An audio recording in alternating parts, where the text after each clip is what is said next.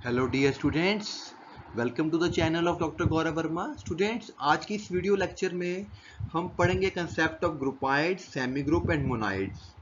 ये क्या होते हैं? हाँ जी स्टूडेंट्स, आप लोगों को अलजेब्रिक स्ट्रक्चर का तो पता ही है। अगर कोई set non empty set S हो और विद वन और मोर बाइनरी कंपोजिशन, अगर किसी सेट नॉन एम्प्टी सेट के साथ वन और ज़्यादा बाइनरी कंपोजिशन आ जाए तो उस स्ट्रक्चर को हम बोलते हैं अलजेब्रिक स्ट्रक्चर। जैसे हम ग्रुप की डेफिनेशन में पढ़ते थे, a non empty set with one binary composition या ज़्यादा हो उसको हम बोलते हैं अलजेब्रिक स्ट्रक्चर। जैसे एग्जांपल है natural numbers plus addition, set of real numbers under multiplication. ठीक है जी, सभी एग्जांपल अलजेब्रिक स्ट्रक्चर्स के। आज की इस वीडियो लेक्चर में हमने ये टर्म्स पढ़नी, ग्रुपाइड, सेमी ग्रुप एंड मोनाइड क्या होता है। क्योंकि स्टूडेंट्स आप लोगों ने ग्रुप थ्योरी पढ़ी हुई है, ग्रुप्स की डेफिनेशन पढ़ी हुई है, तो उसी के बेस्ड है सारा कुछ। बड़ा आसान टॉपिक है। Groupoid, a non empty set S together with the binary composition star is called groupoid if it simply say that it satisfy closure property. आपको पता है कि दो एलिमेंट अगर सेट के हों तो उनकी जो कंपोजिशन भी अगर सेट को बिलोंग करे तो उसको हम बोलते हैं क्लोजर प्रॉपर्टी। यानी कि ऐसा सेट जो क्लोजर प्रॉपर्टी को ओबे करता है उसको हम बोलते हैं groupoid. Second definition, semi group, a non-algebraic structure S star is called semi-group if it satisfies two properties. Number one is closure property, second is associative property. ठीक है जी, अगर ये दो प्रॉपर्टीज माने तो उसको हम बोलते हैं semi group. Third one is a monoid. Monoid क्या होता है? ये भी एक अलजेब्रिक स्ट्रक्चर है, m star, if it satisfy three properties. Number one is closure property, number two associative property and third one is identity element. जैसे हम group prove करते थे तो वही डेफिनेशन के छोटे छोटे सब पार्ट्स हैं ये। अगर वो ग्रुप वाली डेफिनेशन का पहला पार्ट ओबे करता है तो उसे ग्रुपाइड बोलते हैं। अगर पहली दो प्रॉपर्टीज ओबे करता है तो सेमी ग्रुप। अगर पहली तीन प्रॉपर्टीज ओबे करता है तो मोनाइड। अगर चौथी प्रॉपर्टी भी ओबे कर गया फिर तो ग्रुप भी बन जाएगा। ठीक है जी, तो ये चीजें हैं। Every monoid is a semi group but converse need not be true. अब यहाँ पे जो मोनाइड है वो सेमी ग्रुप होता ही होता है क्योंकि फर्स्ट टू प्रॉपर्टीज तो वो ओबे करता ही करता है।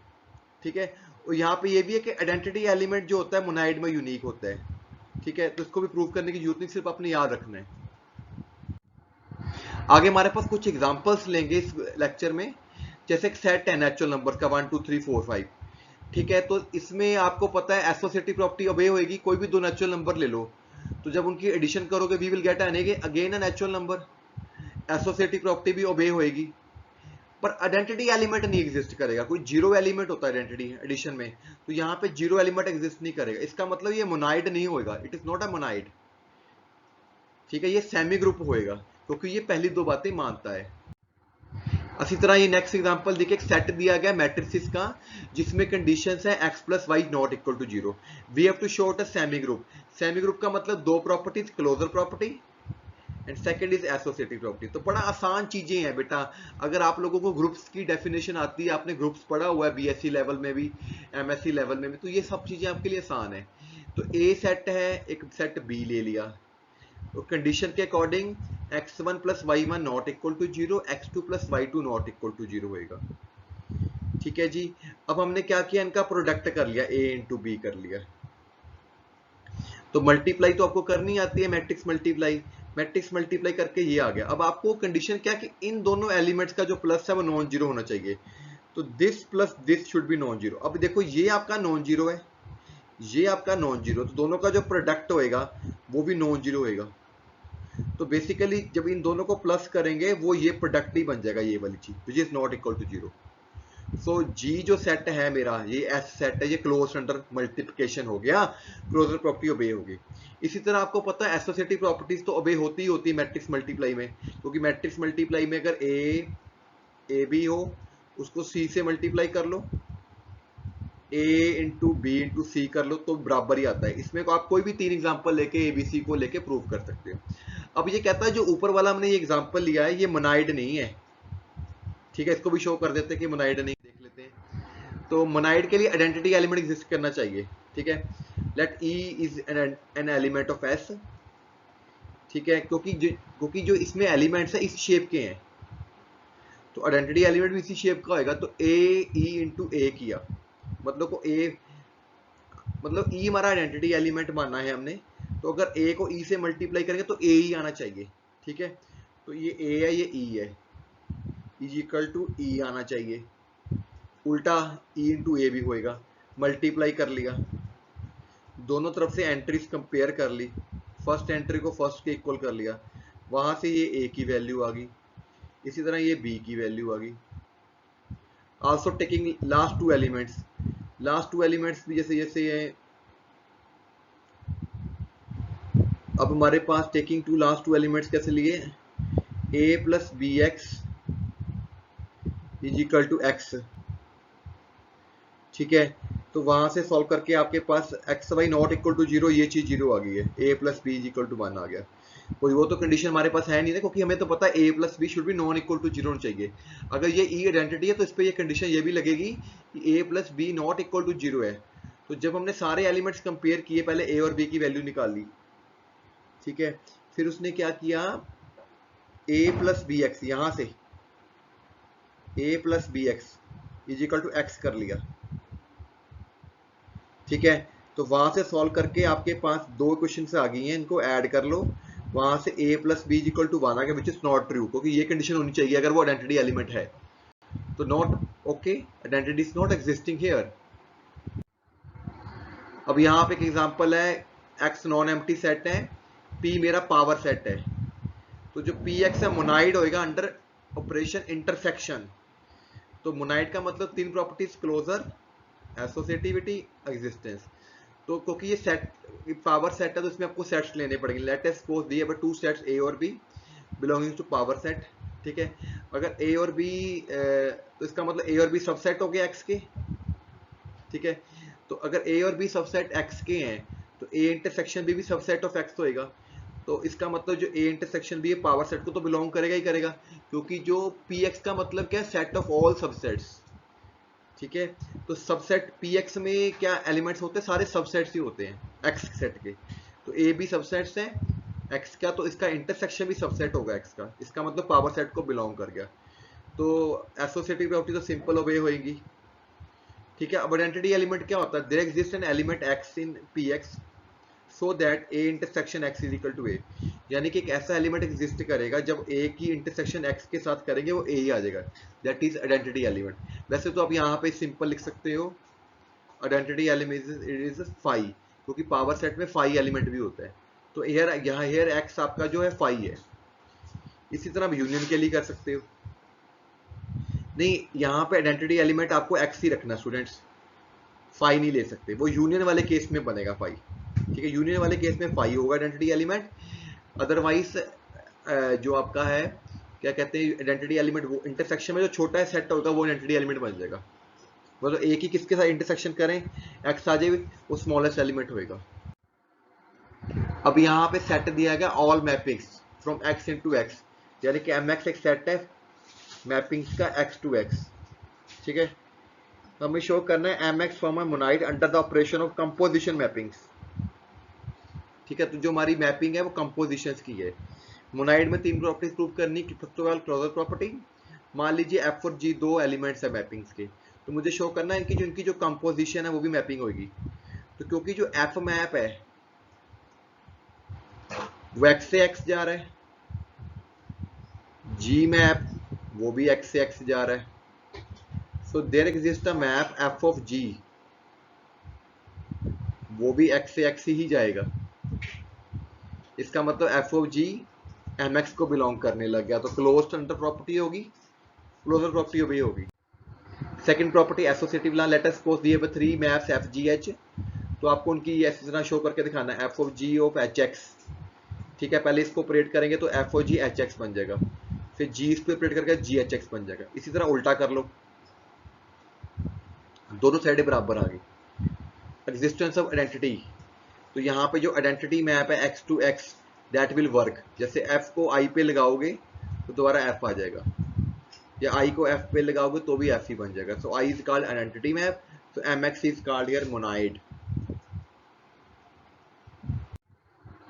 ठीक है। इसी तरह यहाँ पे एक एग्जांपल दिया गया सेट एम का, जिसमें जो एलिमेंट्स है वो रैशनल नंबर्स तो हैं और वो 0 और 1 में लाई कर रहे हैं। अंडर मल्टीप्लिकेशन शो करना है कि ये मोनाइड होगा। तो लेट अस सपोज दिए two elements x y, which both are belonging to 0 to 1। अगर दो एलिमेंट x और y 0 से 1 में मलाई कर रहे हैं तो अंडर मल्टीप्लिकेशन जब उनको मल्टीप्लाई करेंगे x इंटू वाई तो वो भी 0 से 1 में लाई करेगा, क्योंकि x और y दोनों 0 और 1 में लाई कर रहे हैं। तो इसका मतलब x y जो है m को बिलोंग करने लग गया, क्लोजर प्रॉपर्टी ओबे होगी। यहाँ पे सेट क्या है, मल्टीप्लिकेशन का। एसोसिएटिव प्रॉपर्टी ओबे होती है मल्टीप्लिकेशन में। एग्जिस्टेंस ऑफ आइडेंटिटी क्या होगी, one element taken as identity element, क्योंकि जो इसमें एलिमेंट्स हैं वो 1 तक जाएंगे, तो वी विल टेक 1, क्योंकि जब x को 1 से मल्टीप्लाई करोगे तो x आ जाएगा। अब हमारे पास डेफिनेशन है सब अलजेब्रा क्या होता है। लेट एस स्टार एक अलजेब्रिक सिस्टम है, टी उसका सबसेट है। तो अगर टी जो सेट है वो भी अगर क्लोज्ड अंडर है, क्लोजर प्रॉपर्टी ओबे करता है, तो टी स्टार को बोलेंगे सब अलजेब्रा। यानी कि जो ग्रुपाइड है उसमें उसका कोई सबसेट मिल जाए हमें टी, अगर वो क्लोजर प्रॉपर्टी ओबे करते हैं उसको बोलते हैं सब अलजेब्रा। इसी तरह अगर कोई सेट एस स्टार है सेमी ग्रुप, टी उसका सबसेट है, तो अगर टी जो है वो भी is called semi group if it is called closed under. अगर टी क्लोज्ड अंडर ऑपरेशन हो गया, मतलब कि वो क्लोजर प्रॉपर्टी ओबे करता है, तो वो सब सेमी ग्रुप बन जाएगा, सब। इसी तरह मोनाइड हो जाएगा, एम अगर मोनाइड है आइडेंटिटी एलिमेंट ई, तो एन एक नॉन एम्प्टी सेट है, तो एन भी अगर क्लोज्ड अंडर ऑपरेशन है, यानी कि कोई भी अगर मोनाइड है सेमी ग्रुप है उसका जो सबसेट है अगर वो क्लोजर प्रॉपर्टी ओबे करता है, देन वी से इट दैट इज कॉल्ड सब मोनाइड। ठीक है सर, एक प्रॉपर्टी चेक कर लेनी है, ठीक है, क्योंकि बाकी प्रॉपर्टीज ऑटोमेटिकली प्रूव हो जाती हैं, क्योंकि जो एन के एलिमेंट्स है, जो एन सबसेट है एम का, ठीक है, जो एन सबसेट है वो उसका एम का सबसेट है, जो एन के एलिमेंट्स है वो एम के एलिमेंट्स है।